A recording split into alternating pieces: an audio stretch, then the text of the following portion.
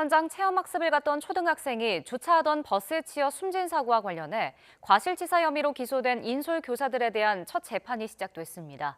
검찰은 과실이 있다고 판단했지만 인솔 교사 측은 안전조치를 모두 했다며 부인했습니다. 보도에 홍성욱 기자입니다. 사고 1년 5개월 만에 시작된 첫 재판. 자세한 사고 경위가 먼저 확인됐습니다. 버스에서 내린 뒤 줄 맨 뒤쪽에 있던 A양.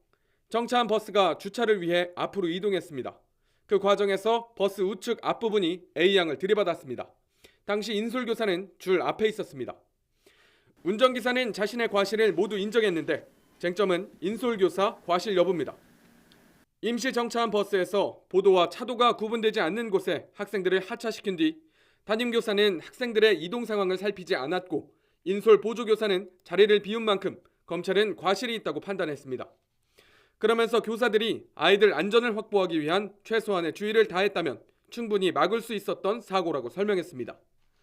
반면 인솔교사 측은 검찰 공소 사실을 모두 부인했습니다. 현장 체험학습에서 요구되는 안전조치를 모두 했고 이에 따른 사고 발생에 대한 과실도 없다고 맞섰습니다.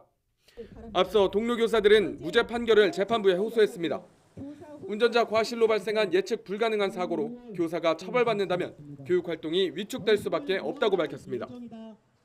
선생님의 힘으로 막을 수 없는 안타까운 상황에서 선생님이 모든 책임을 지고 무너지는 일 또한 없어야 합니다.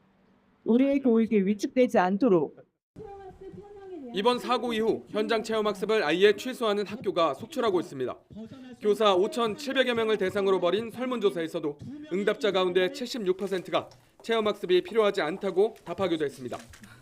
다음 달 증인신문을 앞두고 마무리된 첫 공판. 인솔교사의 과실 여부를 두고 치열한 법정 공방이 예고된 가운데 재판 결과에 따라 교육계에 적지 않은 파장도 예상됩니다. YTN 홍성욱입니다.